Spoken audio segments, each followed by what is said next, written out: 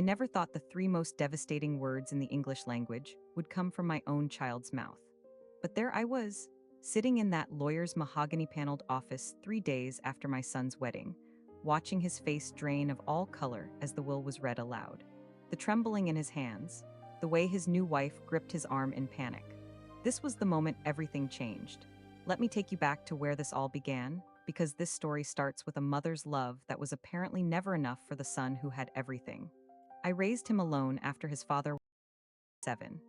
Worked 3 jobs to keep us afloat, cleaning offices at dawn, cashiering at the grocery store during the day, and waiting tables until midnight. My hands were constantly cracked from the industrial cleaners, my feet aching in those cheap shoes that never quite fit right, but I made sure he had everything. Piano lessons when other kids were asking for them. Brand name sneakers when all his friends wore them.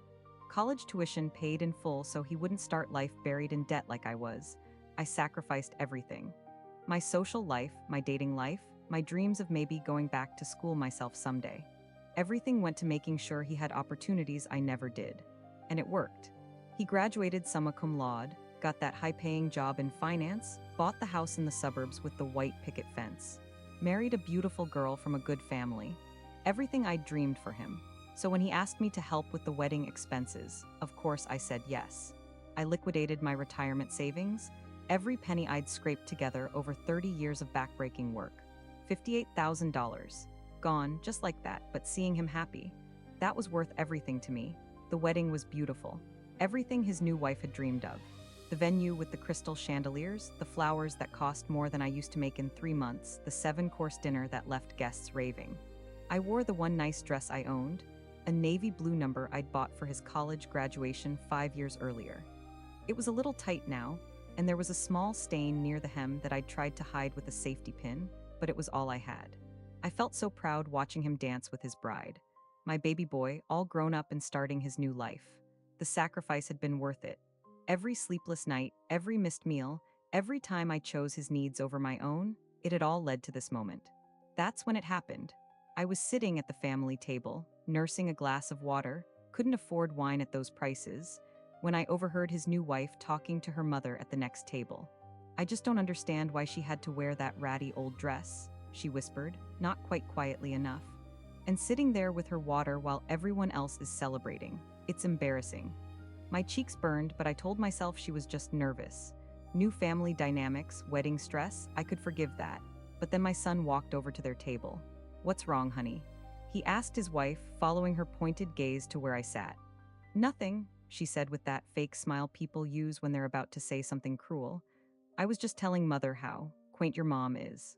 He looked at me then, really looked at me, and for the first time in my life I saw something in my son's eyes I'd never seen before. Shame. She's not usually this. He started, then caught himself, but the damage was done. Later, as guests were leaving and I was helping stack chairs old habits die hard, I approached him to say goodbye. "Sweetheart, it was a beautiful wedding," I said, reaching up to straighten his tie one last time. "I'm so proud of you." He stepped back, actually stepped back from my touch. "Mom, we need to talk," he said, glancing around to make sure no one could hear. "This whole thing you're doing, following us around, trying to help with everything, it's becoming a burden." A burden, the word hit me like a physical blow. I actually staggered backward. "I don't understand," I whispered. "Look, I appreciate everything you've done for me, I really do. But I'm a married man now. I have a wife and we're planning to start our own family. We can't have you hovering all the time, it's not healthy." Hovering, like I was some desperate old woman clinging to her son, instead of the mother who'd given him everything. "But I just wanted to help clean up," I said, my voice barely audible. "That's exactly what I'm talking about. You don't need to clean up after me anymore. You don't need to manage everything. We can take care of ourselves." His new wife appeared at his elbow, sliding her arm through his possessively. "Darling, the car's here," she said sweetly, then looked at me with those cold blue eyes. "Thank you so much for contributing to the wedding. It was very generous of you." Contributing, like I was some distant relative who'd sent a casserole. They left me standing there in that empty reception hall, surrounded by the remnants of the celebration I'd paid for, wearing my 5-year-old dress with the safety pin holding it together. Burden, the word echoed in my head all the way home to my empty apartment. The same apartment I'd been planning to give up since I could no longer afford the rent after emptying my savings. I sat on my thrift store couch that night, staring at the photo on my end table, the two of us at his high school graduation, his arm around my shoulders, both of us grinning like we'd conquered the world together. When had I become a burden to the child I'd moved heaven and earth for? That's when I made the call to my lawyer. 3 days later, we were all sitting in that office. My son had looked confused when he got the invitation, probably wondering why his burden of a mother needed to discuss legal matters with him present. But as the lawyer began reading the revised will aloud, I watched my son's confident expression crumble. If you believe a mother's love is sacred, please leave a like, because what happened next changed everything forever. I never thought the hands that once cradled him as a baby would one day tremble as I signed away everything I'd worked for. But sitting here in this lawyer's office, watching my son's face drain of color as the will is read aloud, I remember exactly why I made that choice. For 32 years, I poured every ounce of my being into raising him. When his father walked out on us when he was just 7, I made a promise to myself that my boy would never feel abandoned again. I worked 3 jobs to keep our little house cleaning offices from midnight to 6 in the morning, then rushing home to shower and make his breakfast before school. My hands, God, I remember how they ached. Raw from industrial cleaners, cracked from the cold air conditioning in those empty buildings. I saved every penny for his college fund. 15 winters I wore the same navy coat, the one with the torn lining that I kept mending with whatever thread I could find. I learned to darn socks because buying new ones meant less money for his textbooks. I remember standing in grocery store aisles, calculating down to the last cent, choosing generic brands so he could have the name brand lunch meat he liked. Every morning, I'd pack his lunch in the same brown paper bag, folded and refolded until the creases were permanent. I'd slip little notes inside, "Have a great day, sweetheart," or "Mom loves you." He stopped reading them in high school, embarrassed, but I kept writing them anyway. Hope, I suppose. Hope that somewhere inside that growing boy was still my little one who used to climb into my lap when thunderstorms scared him. I taught him to drive in my old sedan, the one with the passenger door that stuck and the radio that only picked up AM stations. We'd practice parallel parking in empty church lots on Sundays, and I'd watch his face scrunch up in concentration, fighting the urge to reach over and fix his grip on the steering wheel. "You've got this," I'd tell him, even when my heart was hammering as he took those first solo trips around the block. When he graduated high school valedictorian, full scholarship, I sat in that auditorium wearing my good dress, the black one I'd worn to job interviews and parent-teacher conferences for years. I cried so hard I had to borrow tissues from the woman next to me. My boy, the first in our family to go to college. All those nights I'd fallen asleep at the kitchen table helping him with homework had led to this moment. College meant 4 years of phone calls that grew shorter and less frequent. I'd send care packages filled with homemade cookies and hand-knitted scarves, and he'd text back, "Thanks, Mom," with no capital letters. But I understood. He was becoming his own person, just like I'd raised him to be. Independence was the gift I'd always wanted to give him. Law school was harder. The tuition ate through my savings, and I took on a 4th job weekend, housekeeping for wealthy families whose children went to the same university as my son. I'd clean their marble bathrooms and dust their family photos while wondering if my boy was eating enough, sleeping enough, making friends. The irony wasn't lost on me scrubbing toilets to pay for his education while their children had trust funds. When he graduated law school, I splurged on a new dress. Navy blue with tiny pearl buttons, the most expensive thing I'd owned in decades. I sat in the front row watching him walk across that stage, and for a moment, just a moment, he caught my eye and smiled. Really smiled like he used to when he was small and would run to me after school. "We did it, Mom," he whispered when he found me afterward, his diploma still warm from the dean's hands. "We, not I, we." It was the most beautiful word he'd ever said to me. The years that followed were good ones. He got a job at a prestigious firm, bought a nice apartment, started dating a lovely girl from a well-to-do family. I was so proud watching him build his life, even if our weekly dinners became monthly, then holiday only. That's what success looks like, I told myself. Children who no longer need you. When he got engaged, I was over the moon. She was beautiful, educated, kind, everything I'd hoped he'd find.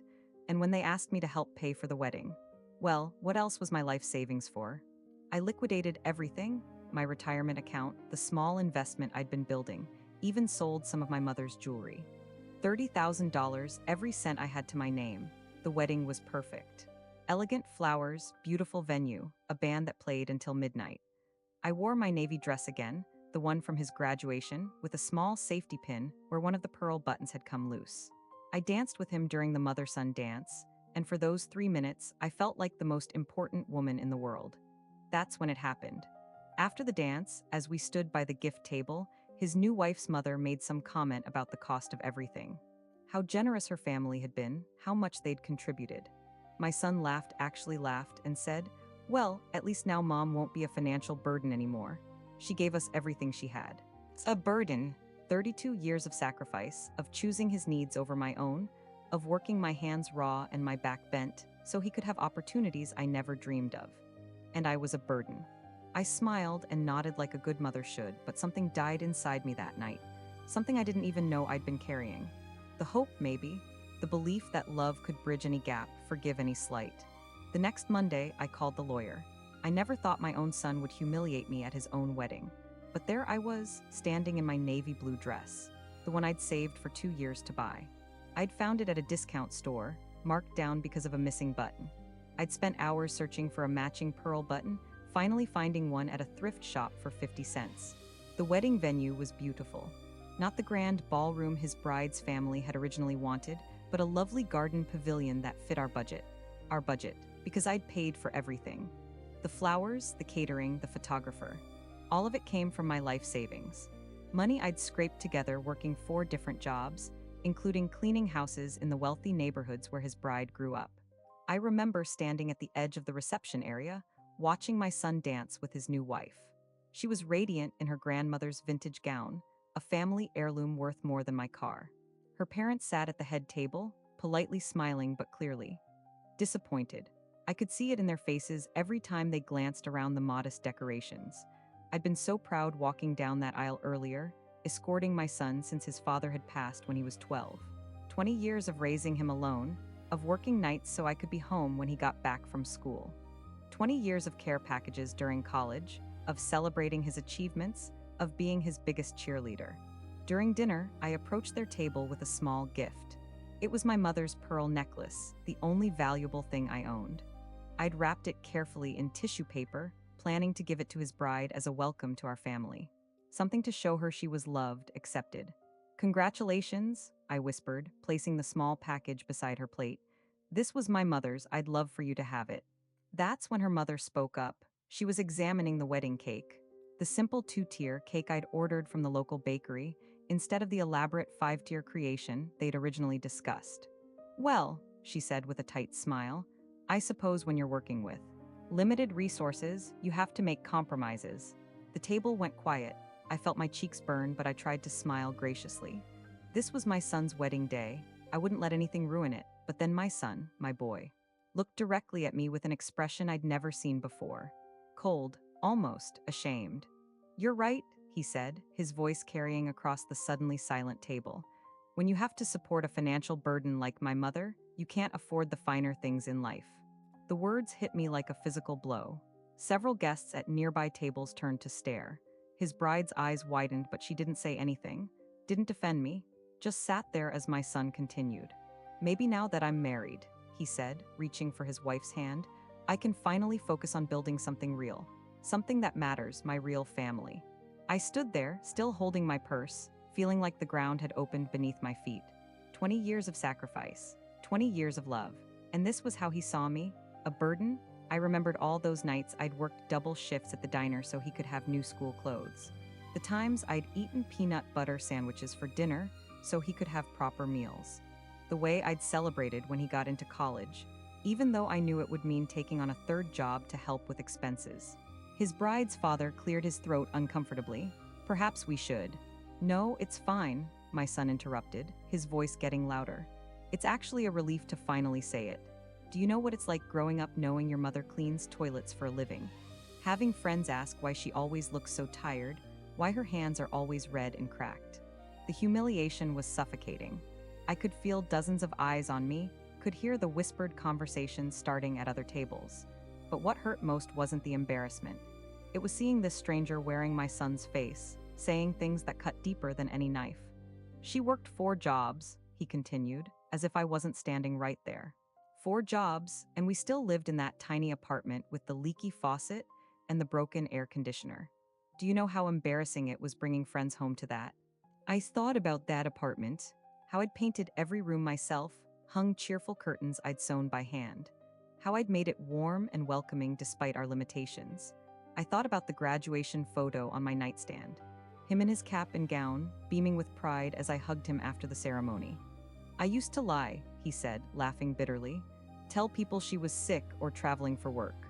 Anything but admit she was scrubbing floors in houses nicer than anything we'd ever live in. His bride shifted uncomfortably in her chair. Her parents exchanged glances, and I just stood there, frozen, watching my son destroy me in front of everyone we knew. The truth is, he said, finally looking directly at me, I've been carrying this family financially for years now, sending money home, covering your expenses. And frankly, I'm tired of it. I have my own life to build now. That was the moment something inside me broke. Not just my heart, but something deeper. Some fundamental belief I'd held about love, about family, about the bond between a mother and child. I set the gift back down on the table without saying a word. My mother's necklace. I couldn't let it become part of this moment, this betrayal. I walked away from that table, away from my son, away from 20 years of my life. I could hear the murmur of voices behind me, could feel the stares following me across the room. But I held my head high until I reached my car. Only then did I let myself cry. Sitting in that parking lot, still in my navy blue dress with its carefully matched pearl button, I made a decision. If he saw me as a burden, if everything I'd sacrificed meant nothing, then maybe it was time to stop being one. Have you ever been betrayed by family? Tell me in the comments. I left the reception without another word. My hands were shaking so badly, I could barely get the keys into the ignition of my old Honda. The parking lot was full of luxury cars. BMWs, Mercedes, Range Rovers. Cars that belonged to the parents of his new wife, to his college friends, to all the people who had just witnessed my son call me a burden. The drive home was a blur of tears and traffic lights. I kept hearing his voice echoing in my head. She's been a financial burden my whole life. The way he said it, like I was some stranger he barely tolerated. Like the 26 years I spent raising him alone meant nothing. I pulled into my driveway and sat there for a moment, staring at my small house. The paint was peeling on the shutters. The front steps needed repair. It wasn't much, but it was paid for. Every single mortgage payment made with money I earned scrubbing floors, waiting tables, cleaning houses. Inside, the silence was deafening. No congratulations calls. No one asking how the wedding went. Just me and the echo of my footsteps on the hardwood floors. I'd refinished myself when he was in high school. I walked to my bedroom and sat on the edge of my bed, still wearing that navy blue dress with the safety pin holding the torn seam. My hands found the graduation photo on my nightstand, the only picture I had of us together from his college graduation day. We're both beaming in that photo. He's wearing his cap and gown, and I'm in my best dress, the one I'd bought specifically for that occasion. His arm is around me, squeezing me tight.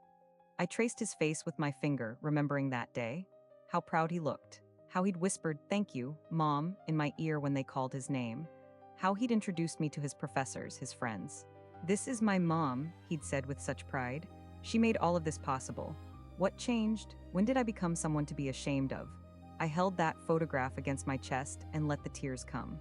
Real tears this time, not the silent ones I'd held back at the reception. I sobbed until my ribs ached, until my throat was raw, until the navy blue fabric of my dress was soaked.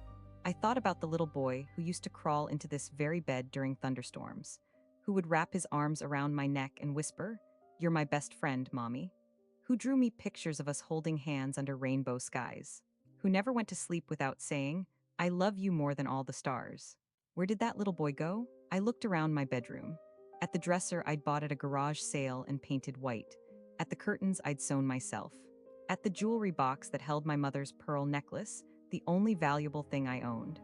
Everything in this room, everything in this house, was earned through sacrifice. Through double shifts and aching feet and hands cracked from cleaning chemicals. But tonight, looking at it all, I realized something that made my chest feel hollow. I had nothing after giving him everything. After 26 years of putting his needs before my own, I was completely alone, no husband.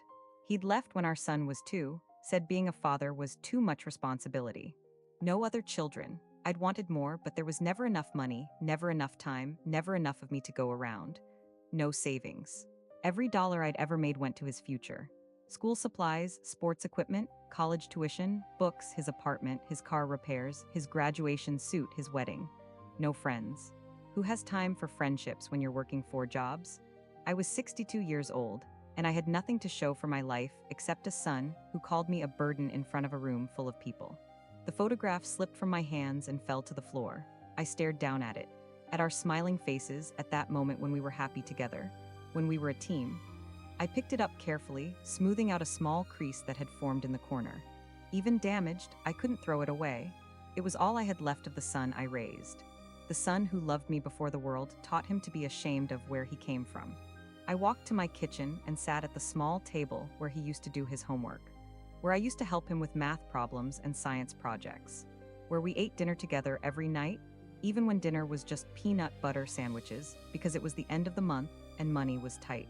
The house felt so empty, so quiet. I could hear the refrigerator humming, the clock ticking on the wall, cars passing by outside, but no laughter, no conversation, no life. I thought about tomorrow and the day after that and all the days stretching ahead of me. What was I supposed to do now? My purpose for the last 26 years had been raising him, supporting him, making sure he had every opportunity I never had. Mission accomplished, I guess. He had his degree, his career, his beautiful wife, his bright future, and I had this silence, this emptiness. I laid my head down on the kitchen table and closed my eyes. The wood was cool against my cheek. I stayed like that for a long time, listening to my own breathing, feeling my heart beat against my ribs. When I finally lifted my head, something had shifted inside me. The tears had stopped.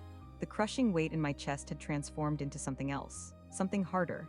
I looked at that graduation photo one more time, at his smile, at mine, at what we used to be. Then I folded it carefully and put it in the kitchen drawer, next to the utility bills and grocery store coupons. Some things, I realized, couldn't be fixed with love alone. I never thought I'd find myself sitting in a lawyer's office 3 days after my son's wedding, watching him squirm in his chair like a child called to the principal's office. But life has a funny way of orchestrating moments, doesn't it? The call had come that morning while I was still in my robe, staring at the graduation photo on my kitchen table. The same lawyer who'd helped me years ago when grandmother passed away. His voice was formal, professional. "There's an urgent matter regarding your estate that requires your son's presence for a formal reading," he'd said. "Can you both be here by 2 o'clock? I almost laughed. Estate? What estate did a woman who cleaned houses have? But then I remembered. The papers tucked away in my jewelry box. The ones I'd signed all those years ago when grandmother left me that old piece of land out past the county line. Worthless, I'd thought then. Just acres of trees and memories. I'd never mentioned it to anyone, not even to him. "Yes," I told the lawyer, "we'll be there." Calling my son felt like swallowing glass. His voice was cold when he answered, still riding high on his wedding bliss and his new wife's family connections. "What now?" he'd said, not even a hello. "The lawyer needs to see us both, something about legal papers." He sighed heavily, like I was asking him to donate a kidney. "Fine, but this better be quick, we have plans." Sitting in that mahogany-paneled office now, I watched him check his expensive watch every few minutes.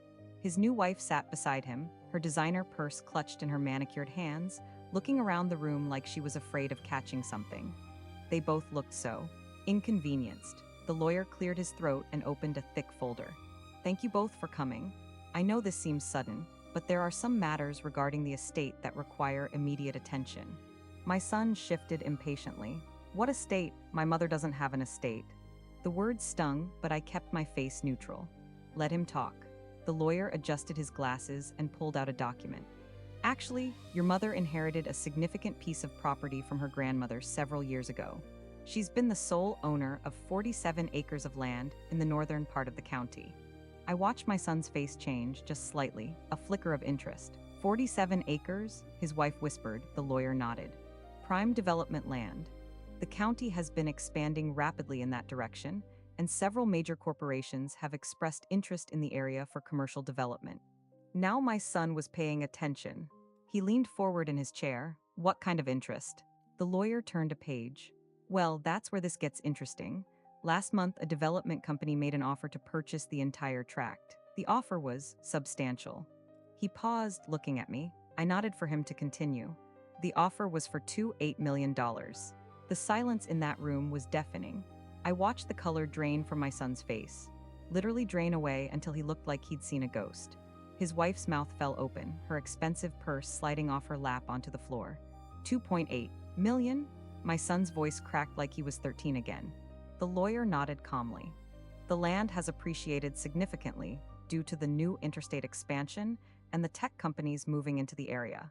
Your mother has been sitting on a gold mine, so to speak.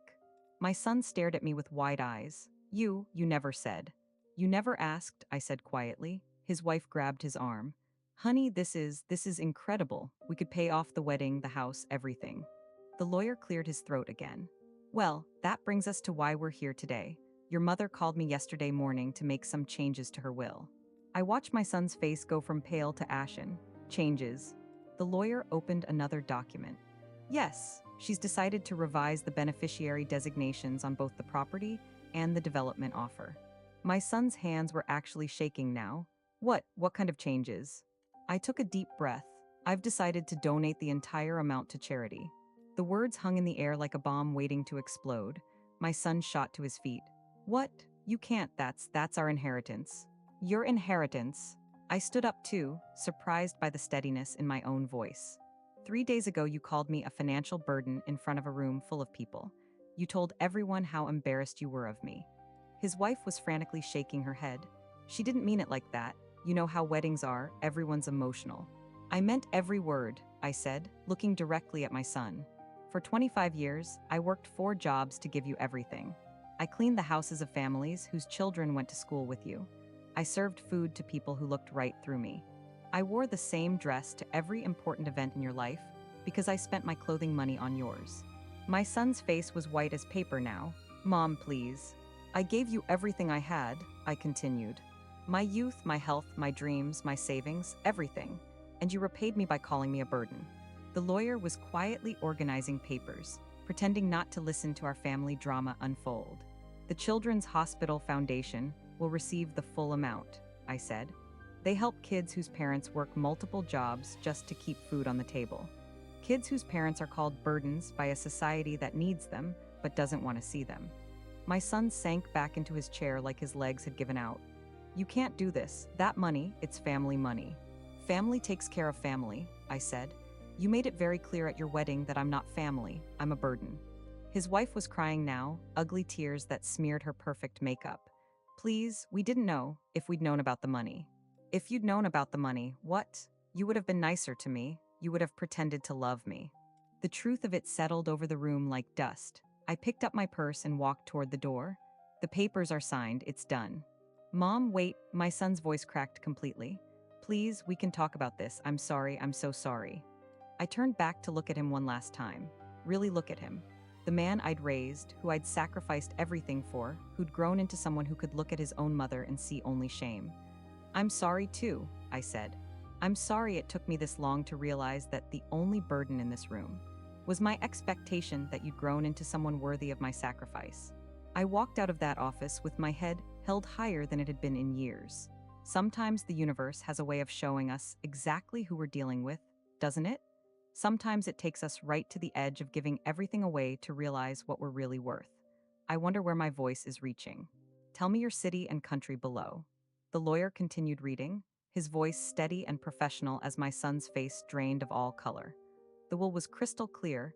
The inheritance would only pass to him if he could demonstrate genuine respect and care for me in my remaining years. If I felt neglected, dismissed, or treated as a burden, everything would go to charity instead. My son's mouth opened and closed like a fish gasping for air. His expensive watch caught the light as his hands trembled slightly. There's more, the lawyer said, pulling out another thick folder. I have documentation of the incident at your wedding reception. Several guests reached out to me afterward, expressing concern about how your mother was treated. He spread photographs across the mahogany desk, pictures from the wedding showing my son's face twisted with disgust as he spoke to me, my own expression crumbling as I clutched my small purse. Someone had captured it all. This is ridiculous, my son finally found his voice shooting up from his chair. You can't, this is extortion. She's manipulating me with money. Actually, the lawyer said calmly, your mother revised this will 3 days after your wedding. She called me from her Honda in my parking lot, crying so hard I could barely understand her. She said she finally realized she deserved better than being called a financial burden by the person she'd sacrificed everything for. I watched my son's reflection in the window behind the lawyer's desk. His designer suit, his perfect hair, his confident posture, all of it crumbling as the weight of his words at the wedding came back to haunt him. Mom, please, he turned to me, his voice breaking. I didn't mean, I was stressed about the wedding. You know how important appearances are to my wife's family. Appearances, I repeated softly, standing up from my chair. For the first time in 32 years, I wasn't shrinking away from confrontation. Is that what I am to you? An embarrassment to manage? That's not what I meant, he said desperately, reaching for my arm. I stepped back. You told 200 people that I was a financial burden, that you were ashamed of my jobs I worked to put you through college. My voice was calm, dignified, not filled with rage, but with the quiet strength of someone who'd finally found her worth. The lawyer cleared his throat. There's something else your mother wanted you to know. She has statements here from several families whose homes she cleaned. They all mention the same thing. He pulled out letters, handwritten notes on expensive stationery. They talk about a woman who would arrive early, stay late, and always asked about their children's schooling. A woman who seemed to know an unusual amount about university admissions and scholarship opportunities. My son's face went white. Mom, you didn't. I cleaned their houses every weekend for 4 years, I said quietly. The Hendersons, whose daughter was in your fraternity's sister sorority. The Washingtons, whose son was your lab partner junior year. The Petersons, whose twins were in your graduating class. I watched the realization dawn on his face. You were gathering intelligence, learning what opportunities were available to their children so you could help me compete. I listened to their mothers talk about internships, about connections, about opportunities. I took notes in my car afterward. I pulled out a small worn notebook from my purse. Every conversation, every lead, every door I tried to open for you. The lawyer nodded. Your mother also has documentation of the care packages she sent you. Grocery receipts showing she often spent more on your weekly food deliveries than she spent on her own groceries for the month. My son sank back into his chair, his head in his hands. I didn't know. You didn't want to know, I said gently. It was easier to let me handle everything quietly, invisibly, until it became inconvenient to acknowledge where it all came from. The witnesses from your wedding, the lawyer continued, they described how your mother was sitting alone at a corner table, how she was wearing what appeared to be the same navy dress from your graduation photos, how she kept adjusting something at the neckline, a safety pin, they thought, and how she left immediately after your speech. I touched the pearl button at my throat. My mother's necklace, the one I'd reworn to his wedding because I'd spent everything on making his day perfect. Mrs. Patterson from your wife's side of the family called me personally, the lawyer said. She was appalled. She said she tried to find you afterward to comfort you, but you'd already left. My son looked up at me with tears in his eyes. Mom, I'm sorry. I was trying to impress them.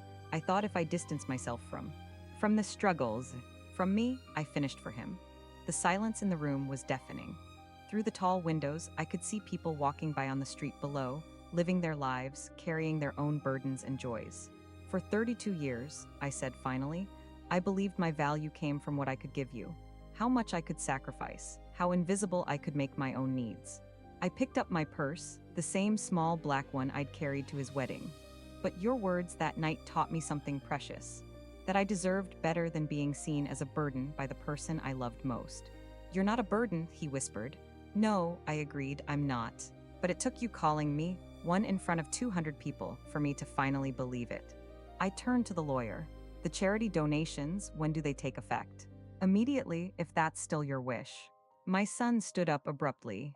Mom, please, give me a chance to make this right. I looked at him, really looked at him. This tall, successful man who still, somehow, was asking me to fix things for him. I'm not angry anymore, I said softly. I'm simply done accepting less than I deserved. The money will help children whose parents work multiple jobs to give them opportunities. Children who might grow up to be ashamed of those sacrifices. I walked toward the door, then paused. I hope someday you understand that the greatest inheritance I could leave you isn't money. It's the knowledge that you're capable of being better than the man who stood up at his wedding and broke his mother's heart for applause. The last thing I heard as I left was my son calling my name. But for the first time in 32 years, I didn't turn around to see what he needed. I just kept walking. I never thought I'd find peace in solitude, but here I am. Watching the morning sun filter through my kitchen window as I sip coffee from a chipped mug that somehow tastes better than anything I've had in years. The cottage sits on the edge of the family land. I inherited 2.5 acres of rolling hills and wildflowers that my grandmother tended with her own hands decades ago. When the lawyer handed me those keys 3 months ago, I thought I'd sell it immediately. Add the money to my charity donation, make the statement even stronger. But something about this place called to me. I wake up when my body tells me to now, not when alarm clocks demand it. No more rushing to clean houses before dawn, no more late-night shifts at the diner. My hands are finally healing, the calluses softening, the constant ache in my knuckles fading. Yesterday I planted tomatoes in the garden bed my grandmother built. My fingers remembered how to be gentle with growing things. The phone rings often now, always him. Mom, I've been thinking. He started last week, his voice carrying that careful tone I've learned to recognize. Maybe we could talk about everything. I let the silence stretch between us, watching a cardinal build her nest in the oak tree outside my window. I know things got heated after that day with the lawyer, but family is family, right? Family is family. I almost laughed. Where was that sentiment when he called me a burden in front of everyone who mattered to him? When he couldn't even look at me during his wedding reception, the reception I'd paid for with every penny I had. His wife has been calling too, suddenly very concerned about my health, my living situation, whether I need anything. The same woman who once whispered to her friends at a dinner party, loud enough for me to hear from the kitchen where I was serving, that she hoped their children wouldn't inherit his mother's common traits. I told her I was doing just fine.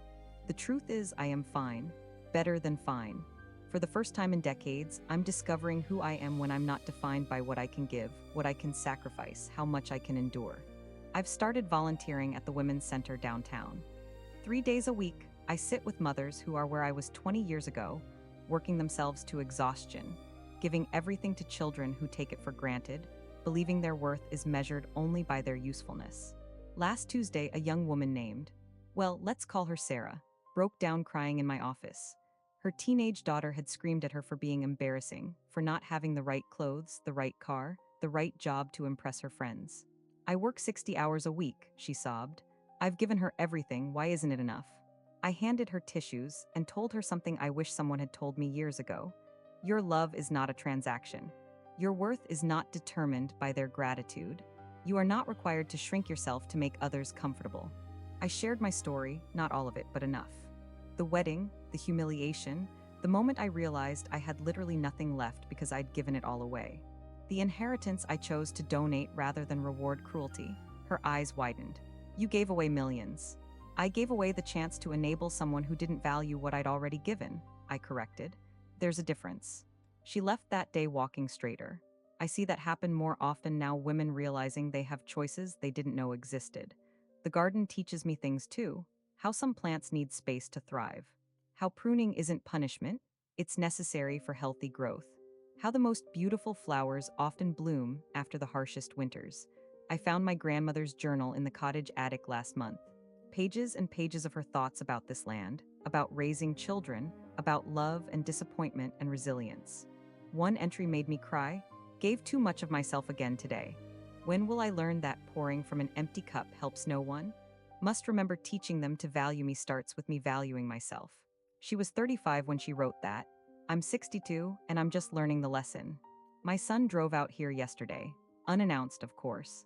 He stood on my porch in his expensive suit, looking around at the cottage, the garden, the peaceful simplicity I've built. This place could be worth a fortune developed properly, he said, always calculating. It's worth a fortune to me exactly as it is, I replied. We sat on the porch swing my grandmother installed 40 years ago. He tried again, apologies mixed with justifications, explanations that sounded more like negotiations. I never meant for things to go so far, he said. The wedding was stressful, everyone was drinking, I said things I didn't mean. You meant them, I said quietly. You felt them long before you said them. The alcohol just made you honest. He shifted uncomfortably. So what now? You're going to punish me forever. Punish him, as if my peace was somehow an attack on him, as if my refusal to continue enabling was vindictive rather than necessary. I'm not punishing you, I said. I'm protecting myself, there's a difference. I told him about my will, the new one I'd written. How this land might go to him someday, but only if he learns what I should have taught him long ago, that a mother's love is not an obligation to be endured, but a blessing to be treasured.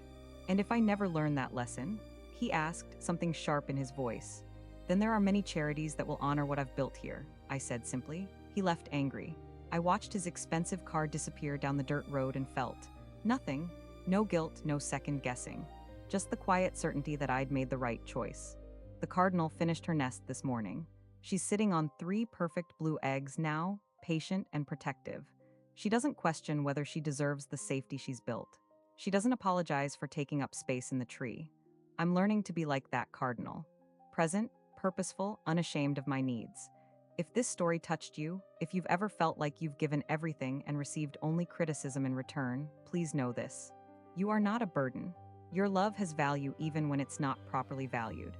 And sometimes the greatest gift we can give ourselves is the recognition that we deserve respect, especially from those we've loved the most. Subscribe to Silent Confessions for more stories of finding strength in unexpected places. Because we all deserve to discover who we are when we're not defined by what we can give away.